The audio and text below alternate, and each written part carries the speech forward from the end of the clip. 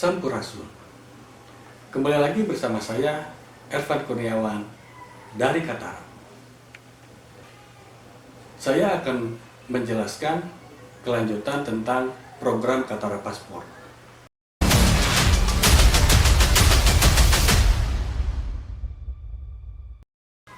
Pada video sebelumnya, saya sudah menjelaskan tentang produk akomodasi dan transportasi.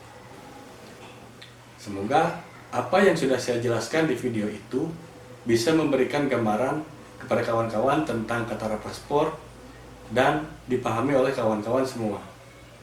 Di video kali ini, saya akan menjelaskan kategori produk yang ketiga, yaitu aktivitas. Produk aktivitas ini mungkin penjelasannya akan agak membingungkan, karena produk ini untuk sebagian besar orang ini adalah produk awam. Sebetulnya disebut awam juga enggak sih, karena sebetulnya aktivitas atau kegiatan ini sudah sering kita lihat di keseharian kehidupan kita sendiri. Hanya saja banyak yang belum menyadari kalau aktivitas atau kegiatan itu berpotensi untuk mendapatkan penghasilan. Produk aktivitas ini dibuat untuk tamu yang datang ke daerah kita yang ingin melakukan kegiatan atau aktivitas yang dilakukan oleh warga lokal. Tentunya aktivitas ini akan berbeda dengan aktivitas yang ada di paket-paket wisata yang umum. Bagaimana? Masih bingung ya? Untuk memperjelas, saya berikan contoh aktivitas. Sebut saja namanya Mawar. Mawar adalah warga Tasikmalaya yang sangat menyukai aktivitas yoga. Saking sukanya dengan yoga, Mawar mempelajari apapun hal tentang yang berkaitan dengan yoga. Mulai dari jenis-jenis yoga, sejarahnya yoga, teknik-teknik yoga, sambil mempraktekannya setiap hari sehingga Mawar menjadi mahir dalam melakukan aktivitas yoga. Suatu hari, Mawar mengajak teman-teman kantornya untuk ikut melakukan aktivitas yoga di satu destinasi wisata di Tasikmalaya. Sambil melakukan aktivitas yoga, Mawar menjelaskan dan menceritakan kepada kawan-kawannya tentang manfaat yoga untuk diri sendiri, untuk kesehatan jasmani dan rohani, jenis-jenis yoga, sambil mempraktekkan bagaimana cara yoga yang baik dan benar. Nah, teman-temannya mendapatkan pengalaman yang baru dari aktivitas yang disukai oleh Mawar. Nah, tentunya aktivitas yoganya Mawar bisa juga ditawarkan ke orang lain atau para tamu yang datang ke Tasikmalaya untuk merasakan pengalaman yang baru yoga di Tasikmalaya. Mawar hanya tinggal menginformasikan kapan kegiatan yoganya dilangsungkan, tempatnya di mana, dan harus bayar berapa.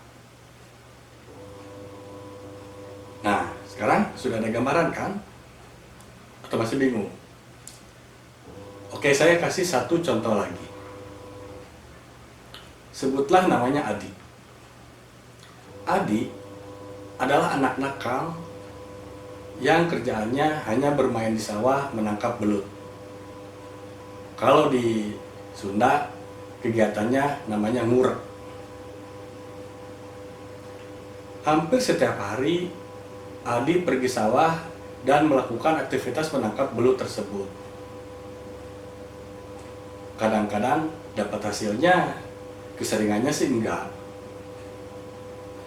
Karena sering nggak dapat hasil, Adi mempelajari bagaimana cara mendapatkan belut yang banyak. Dia belajar tentang teknik nangkap belut seperti apa, peralatan yang diperlukannya apa saja, waktu yang tepat untuk menangkap belut itu kapan, cuaca yang bagus untuk menangkap belut itu kapan, dan lain sebagainya. Nah, sehingga Adi menjadi mahir menangkap belut. Dan pada akhirnya, Adi lebih sering mendapatkan banyak belut daripada tidak. Nah, aktivitas yang Adi lakukan juga, itu bisa ditawarkan kepada orang lain, atau kepada tamu yang berkunjung ke daerahnya Adi. Sama seperti halnya dengan Mawar, Adi tinggal menginformasikan kapan Adi akan menangkap belut, tempatnya di mana, peralatan apa saja yang harus dibawa, dan harus bayar berapa. Nah, sekarang gambarannya udah jelas banget kan? Jika kawan-kawan ingin menawarkan produk aktivitas kepada orang lain atau kepada tamu yang berkunjung ke daerah kita, ada beberapa kunci yang harus kawan-kawan ketahui. Setiap aktivitas yang dirancang sama kawan-kawan bukan hanya untuk nyegerin badan sama pikiran saja. Setiap aktivitas itu harus dilakukan dengan penuh passion, penuh gairah, dan jika melakukan aktivitas ini menjadi kesempatan untuk belajar semangat berbagi, jadi cara untuk menemukan kebahagiaan, menjelajahi hal-hal yang baru, bertemu teman-teman yang baru, bisa memberikan impact yang berarti bagi lingkungan, dan yang pasti bukan jadi cerita yang berhenti hanya di situ saja. Untuk memudahkan kawan-kawan menentukan kegiatan atau aktivitas kawan-kawan ini masuk ke kategori yang mana, kami membuat beberapa kategori aktivitas yang bisa disesuaikan dengan kegiatan yang kawan-kawan sukai. Kategori itu diantaranya adalah 1. Petualangan atau adventure. Nah, ini cocok buat kawan-kawan yang suka mencari tempat-tempat yang unik atau bermain ke air terjun atau hunting sunrise. Itu bisa masuk ke kategori adventure. Kategori yang kedua adalah perkotaan atau urban.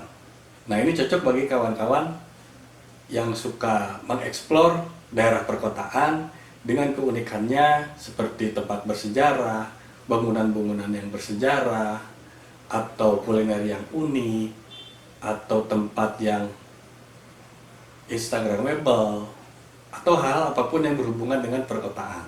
Yang berikutnya adalah kategori kesehatan jasmani dan rohani atau wellness. Nah, ini seperti yang dilakukan oleh Mawar tadi. Salah satunya adalah kegiatan yoga, dan banyak kegiatan yang lain yang masuk ke kategori kesehatan jasmani dan rohani ini. Kategori berikutnya adalah yang berkaitan dengan lingkungan atau ekoturism. Nah, bagi teman-teman pecinta lingkungan, aktivitas-aktivitas yang biasa dilakukan bisa juga ditawarkan ke orang lain nih, supaya bisa mendapatkan pengalaman dan menyebarkan kegiatan menjadi lebih luas. Kategori berikutnya adalah tentang anak-anak dan keluarga atau kids and family.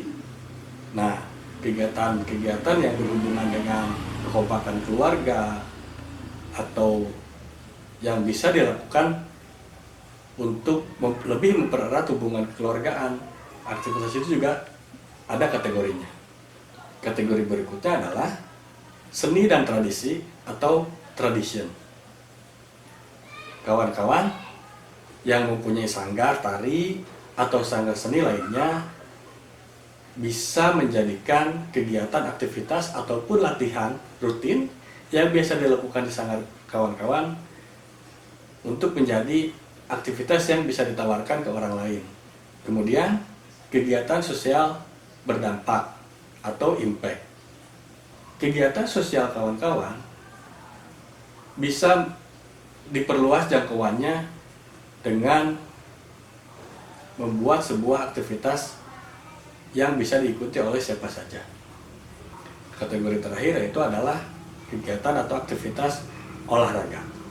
Nah, kegiatan atau aktivitas olahraga yang sering kalian lakukan dan kesukaan kalian, tapi mempunyai hal yang bisa ditawarkan untuk orang lain, bisa juga dimasukkan ke Katara Paspor. Data yang masuk akan dianalisis dan dikurasi oleh tim kami supaya bisa memenuhi ketentuan standar kualitas kami. Tapi kawan-kawan jangan khawatir. Tim ahli kami akan selalu membantu dan mengarahkan supaya produk aktivitas yang kawan-kawan ajukan bisa memenuhi kualitas standar yang sudah ditentukan. Dan tim pemasaran kami akan membantu mencari pelanggan untuk kegiatan atau aktivitas yang kawan-kawan miliki, tentunya yang sudah terdaftar dan sudah terverifikasi oleh tim kami. Jika Porprov 2022 ini jadi dilaksanakan dan Kabupaten Ciamis menjadi tuan rumahnya, tentunya akan banyak pendatang yang akan datang ke daerah kita. Nah, ini menjadi peluang pasar untuk produk aktivitas ini ditawarkan kepada para tamu yang datang dan mencoba untuk mendapatkan pengalaman yang baru dan unik yang hanya bisa didapatkan di daerah kita. Bagaimana caranya untuk bisa mendaftarkan aktivitas atau kegiatan kesukaan kawan-kawan? Caranya gampang sekali. Informasi tentang Katara Paspor ini bisa kawan-kawan dapatkan di Instagramnya Katara. Dan kawan-kawan bisa mendapatkan formulir untuk mendaftarkan kegiatan atau aktivitas kawan-kawan tersebut di link bio-nya Katara. Yuk, kita bersiap-siap untuk menjadi tuan rumah yang baik bagi siapapun tamu yang datang ke daerah kita. Tunjukkan keramahan kita sebagai warga lokal dan berikan kesan yang baik supaya ketika mereka kembali ke daerahnya tentunya membawa kesan dan informasi-informasi yang baik juga tentang daerah kita. Demikian penjelasan tentang aktivitas. Terima kasih sudah meluangkan waktunya menonton video ini. Akhir kata, billahi taufiq wal hidayah. Wassalamualaikum warahmatullahi wabarakatuh. Sampurasun.